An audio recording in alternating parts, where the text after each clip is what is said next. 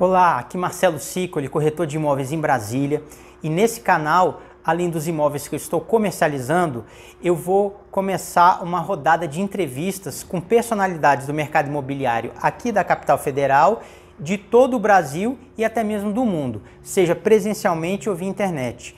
E para começar, eu trouxe o corretor de imóveis Marcos Ribeiro, que também é administrador de empresas, bacharel em Direito, pós-graduado em Mediação, e ele vai falar sobre a venda de imóveis em inventário e também sobre a formação de holding familiar, que é um tema muito interessante e que pode trazer muitos benefícios para quem efetivamente aderir.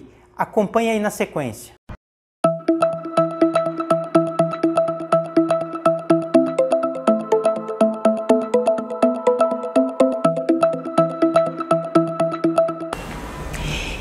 Então, amigos, nós estamos aqui em Brasília, nosso prédio comercial, só para citar vocês, é ao lado do HFA, que é o Hospital das Forças Armadas, que nós vemos com frequência na televisão, porque ele atende autoridades quando tem enfermidades, como por exemplo o presidente da República.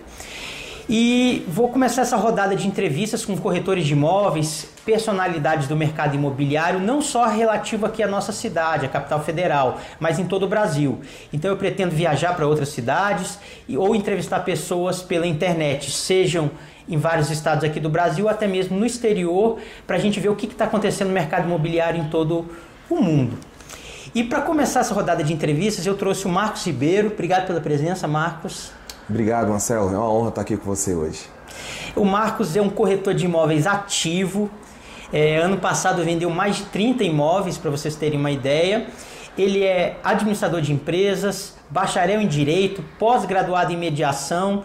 Então ele é um monstro realmente e vai trazer para a gente um pouco da experiência dele, dessa venda de imóveis de inventário, que é uma coisa bastante chata. Eu, como corretor de imóveis, tenho um pouco de receio, às vezes, para trabalhar com isso, que a gente sabe que é bastante trabalhoso, e também nessa questão da formação de holding familiar.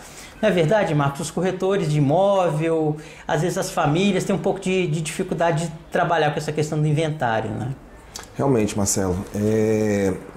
Hoje o mercado imobiliário está bem aquecido, realmente, e muitos imóveis são imóveis de inventário, né? Com o advento da Covid, muitos proprietários faleceram e deixaram herdeiros. E o mercado entrou no mercado vários imóveis, tanto casas, apartamentos, fazendas, de pessoas que vieram falecer nos últimos 2 anos, né? Então, o assunto inventário é um assunto muito difícil para tratar, né? E tem alguns corretores que têm medo de trabalhar com inventário. Mas o imóvel de inventário é fácil de vender, não é difícil.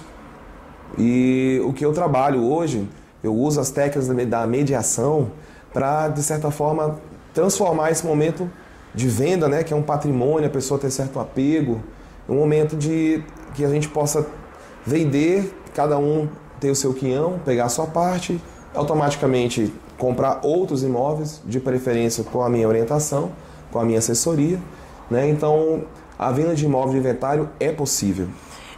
A gente fez uma live dias atrás no Instagram, até foi bastante legal, bem produtivo.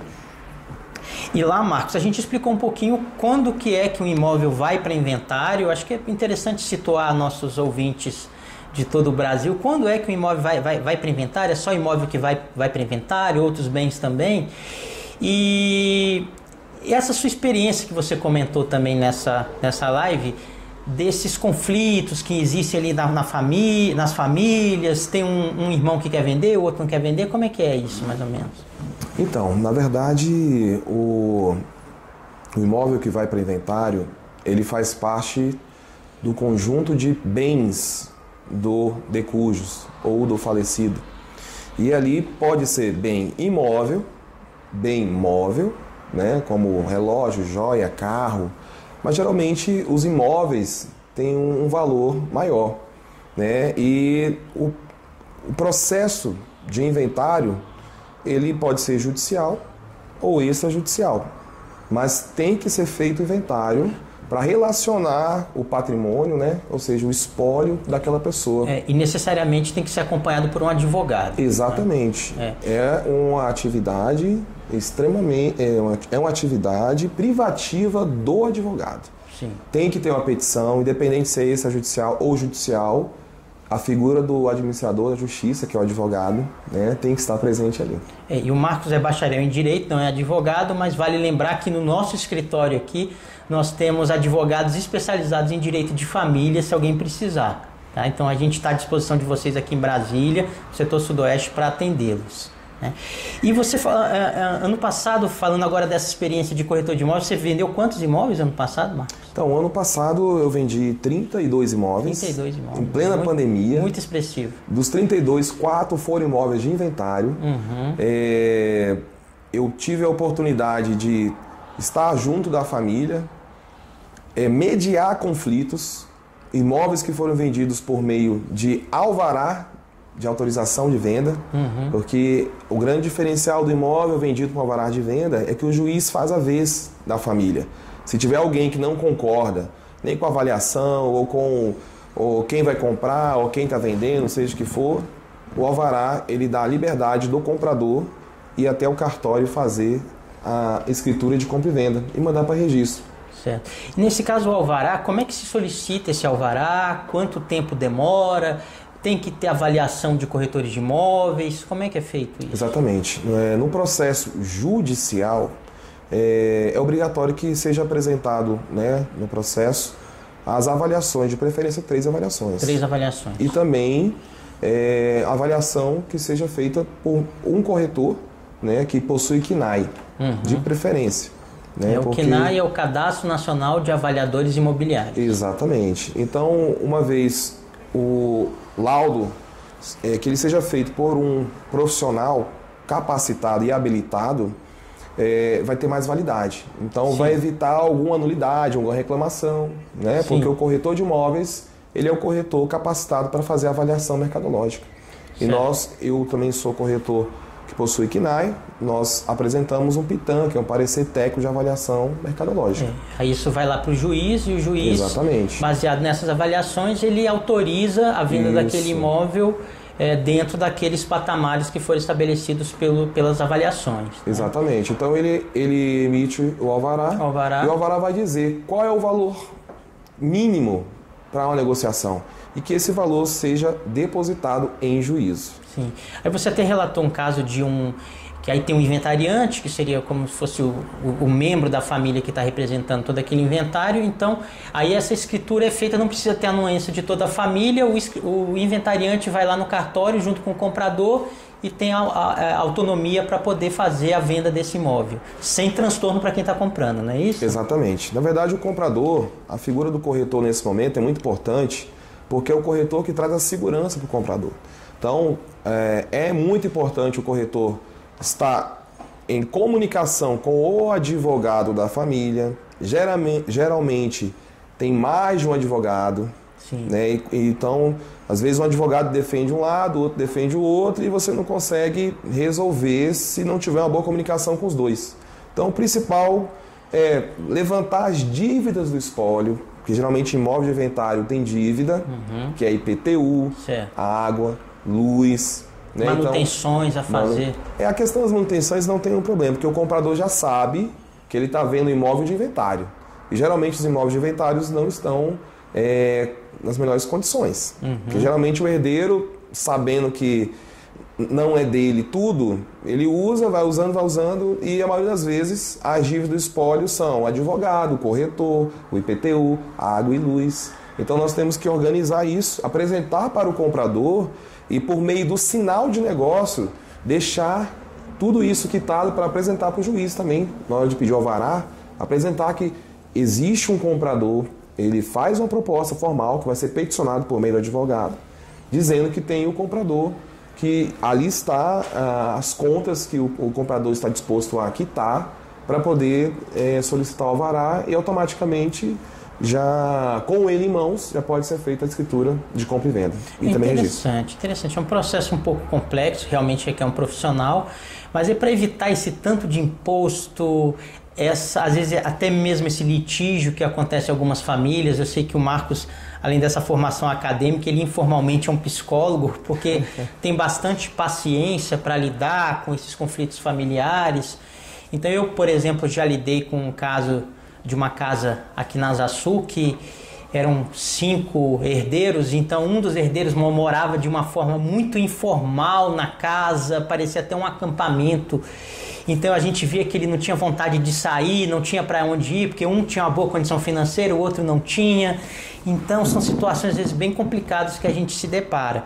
Mas aí existe essa figura do holding familiar, né, Marcos? Que eu acho que de forma geral vem para facilitar um pouco esses trâmites, que já é um planejamento futuro, que o patriarca ou o líder daquela família já pode pensar agora, pensando no futuro, na falta dele daqui a 5, 10, 20 anos. Então está tudo organizado já desde já. Que a gente, né, claro, a gente tem um apego grande com nossos familiares, com nossos amigos, mas a gente sabe que o ciclo da vida é que todos nós vamos passar. E como é que está essa questão do holding familiar, Marcos? Acho que é um assunto bastante interessante hoje em dia. Né? Sim, o assunto holding familiar está em evidência, né? Para quem não conhece, a holding ela é uma empresa e ela tem a função de controlar, ela é uma controladora, né? E tem norma, tem lei. A lei das SAs regulamenta a formação de uma holding. E a holding familiar é apenas uma empresa que administra o patrimônio. E qual que é a diferença? Qual é a vantagem? Uma vez o patriarca ou a matriarca ou a família, por meio de um planejamento patrimonial familiar, eles vão montar uma empresa e o que é interessante é que existe uma imunidade, ou seja, a lei permite a pessoa física transferir o imóvel para a pessoa jurídica sem nenhum custo de ITBI, que é o custo de transferência. Imposto de transferência, que no caso aqui no Distrito Federal é de 3%. Exatamente. Né? É um custo bastante expressivo, especialmente porque a gente está falando de uma carteira grande de imóveis. Exatamente. Então qual que é a ideia da holding? É a família se planejar, né? Já fazer um planejamento sucessório, e que o patriarca ou a matriarca já pode dividir em cotas da empresa, né, o patrimônio. Mas também a lei permite tanto bem imóvel quanto bem móvel. Nós estamos falando de bem imóvel porque o bem imóvel, né, para a transmissão, ele, mesmo sendo por inventário ou venda, tem o ITBI, tem o ITCMD. Então, quando a pessoa possui a holding familiar, e ela aproveita, né, que a lei permite transferir tudo para a pessoa jurídica sem nenhum custo, né, impostos, né, porque a diferença é, quando você transfere para a holding, o custo é muito baixo. Quando existe o inventário, e o inventário vai distribuir para os herdeiros, tem ITCMD, que é o em Brasília, 4%, tem advogado, que vai obedecer à tabela, né, da OAB. Normalmente é 20%. Pode chegar a 20%, mas no mínimo 10%. Né? Tem o corretor de imóveis, que vai vender o imóvel. Né? Então, é comprovado que a família, quando faz o inventário, pode reduzir o seu patrimônio de 20% a 30%. Fora o conflito. Que todo mundo sabe que quando tem inventário, nem sempre todos estão de acordo.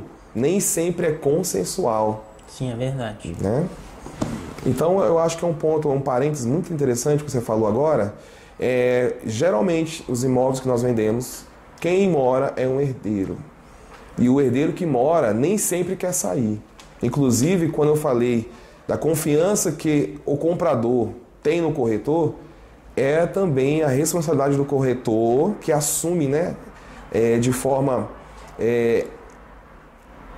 poder apresentar para o comprador que ele vai ter a posse do imóvel. Sim. E aí, inclusive, eu tenho algumas experiências, inclusive ano passado, esse ano, de fazer despejos consensuais. É interessante, Sim. Ninguém nunca falou isso, mas eu faço despejo consensual. Eu sento com o ocupante ou com o inquilino e converso com ele e digo qual é o problema da desocupação. Eu sou corretor de imóveis, tenho imobiliária, tenho vários clientes. Então, geralmente, eu arrumo um imóvel para ele desocupar. E quando ele fala, não posso sair, eu falei, o que você está precisando? Não tem um caminhão. A gente coloca um caminhão na porta. Então, o próprio inquilino, ou morador, ou ocupante, ele desocupa Ou como ele não pode, eu levo as pessoas que ajudam. Então, eu falo que é um despejo consensual. Se está com dificuldade, não, eu coloco o caminhão na porta, eu arrumo o imóvel.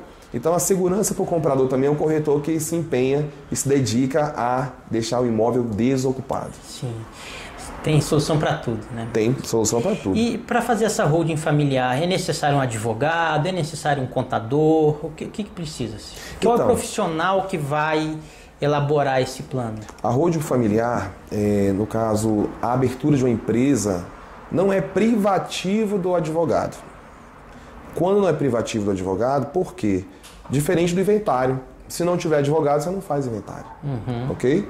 Então, na holding familiar, existe um profissional que ele vai fazer um estudo do patrimônio, ele vai conversar com o patriarca, com a matriarca, com a família, né? E fazer um planejamento patrimonial sucessório. Isso é muito importante. Então, a família vai dizer o que eles têm, como eles querem fazer, como será distribuído. Tá? Na falta de um dos pais, quem vai representar é a mãe? Qual é a porcentagem para cada um? Porque é interessante sim a figura do advogado ou quem tem conhecimento, porque holding familiar tem um pouquinho de direito empresarial, tem um pouco de direito tributário, né? Direito de família. Direito de família. Então é importante o profissional que vai executar a holding familiar ter um conhecimento, não precisa ser especialista em tributário, porque a holding familiar nós vamos falar de imposto de renda, de ITCMD e ITBI. Então tem que entender para saber explicar, fazer esse planejamento, elaborar o contrato social de uma forma que também não possa vir a prejudicar. Mas na elaboração vai definir o que a família quer, porque existe a holding familiar, que pode ser formada na célula cofre. O que é a célula cofre? É a célula que vai colocar o patrimônio em que a família mora, em que eles não vão oferir nenhum tipo de renda. E a família que possui vários imóveis, que é normal, podemos criar a holding, né, operacional, que é a holding que vai cuidar dos imóveis, que vai oferir renda e automaticamente vai pagar imposto. E tem um detalhe, hoje a pessoa física paga 27,5%, dependendo do valor da arrecadação dos aluguéis. E na holding familiar tem esse grande diferencial, vai pagar 11% do imposto de renda. Então é bem interessante. Aí tem casos que a holding familiar ela pode gerir esse patrimônio imobiliário sozinho, como uma imobiliária, ou ela pode terceirizar, passar esse controle dos imóveis para uma imobiliária fazer também, né? Exatamente, né? Então assim, a família tem a holding familiar, que é a célula cofre, os imóveis que é uma empresa que não vai fazer nada, apenas administrar, controlar aquele patrimônio.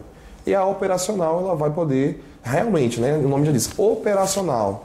Ela vai administrar, né? Ela pode vender, né? E oferir renda e também declarar imposto. Essa é a finalidade. E os imóveis podem ser vendidos? No caso, uma família que tem 10 imóveis, aí resolve por vender um dos imóveis, por exemplo, para pagar uma viagem, para pagar um tratamento médico. Como é que é feita a venda daquele apartamento que custa 300 mil dentro de um patrimônio de 10 milhões? Como é que é feita essa venda? Quem tem que autorizar? Então, é necessária a anuência de todos? Ou o sócio majoritário, por exemplo, ele tem 60% do capital, ele conseguiria autorizar sozinho a venda desse imóvel de 300 mil dentro de um patrimônio de 10 milhões, por exemplo? Sim, então, na verdade, é uma empresa. Quem vende o imóvel não é a pessoa física, é a pessoa jurídica. Então, é uma venda normal. Tá? Agora, a questão de como será, né, a venda desse imóvel, o contrato social da empresa vai descrever quem tem poderes, qual é a porcentagem, qual é a cota, o que pode ser feito. Então, quem vai dizer como vai ser distribuído esse patrimônio, se vai ser vendido, quem vai ter autorização, são os próprios sócios, né? Que na verdade é o pai ou a mãe que são os sócios majoritários. Então não há nenhuma dificuldade.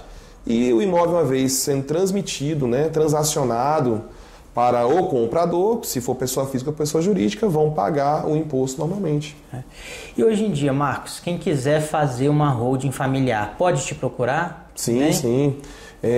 Eu já estou capacitado, já estamos fazendo holding familiar em Brasília, mas pode ser feito em qualquer local, né? A holding familiar Geralmente ela é feita por meio como a limitada, então nós fazemos direto na junta comercial, inclusive os imóveis que são transferidos não vai para cartório de notas, é feito toda a transação junto ao contrato social na junta comercial, depois o ato vai para o cartório de registro, né? Então meus contatos estão, né, na telinha aí embaixo, né? Legal. Instagram, Facebook, celular, e-mail, estou à disposição para atendê-los. Então tanto o Marcos pode ajudar nessa questão da formação da holding familiar, e se alguém tiver alguma questão também complexa, com essa questão de direito de família, nós temos advogados aqui preparados para isso, e o atendimento pode ser feito só pelos advogados ou em conjunto com o Marcos também, que é um grande especialista em mercado imobiliário, um dos maiores especialistas aqui no Distrito Federal de venda de imóveis e inventário, e hoje está plantando essa semente da formação de holding familiares, que é um assunto que interessa aos amantes do mercado imobiliário como um todo, aos corretores de imóveis e à sociedade em geral, né? Sim, eu tenho uma informação muito interessante de passar, Marcelo, que até tenho conversado com alguns clientes e eles me dizem que quando vão conversar com um advogado ou com o contador, que inclusive a holding também não é privativo de contador, né? Não é só o contador que faz. O contador é um profissional que conhece também um pouco do direito, né? A questão das declarações acessórias são importantes, o imposto de renda, né? Então o contador é um profissional que está habilitado a fazer holding, né? Como advogado, né? Então o que é interessante é que muitos clientes me perguntam, Marco, mas o meu advogado falou que eu não posso fazer uma holding. Meu advogado falou que um holding é só para quem é milionário, bilionário. Não. A holding é para aquela pessoa que quer fazer o planejamento patrimonial sucessório. Basta ter um imóvel, basta ter um patrimônio, que você sabe que na sua falta, a sua família vai estar protegida, porque a ideia da holding familiar também é proteção, é blindar o patrimônio, né? Então, essa é a grande diferença da holding. São aspectos muito interessantes. Então, a gente está dando só essa pincelada geral. Obrigado, Marcos. Obrigado a todos que chegaram até aqui e nos vemos em breve. Obrigado.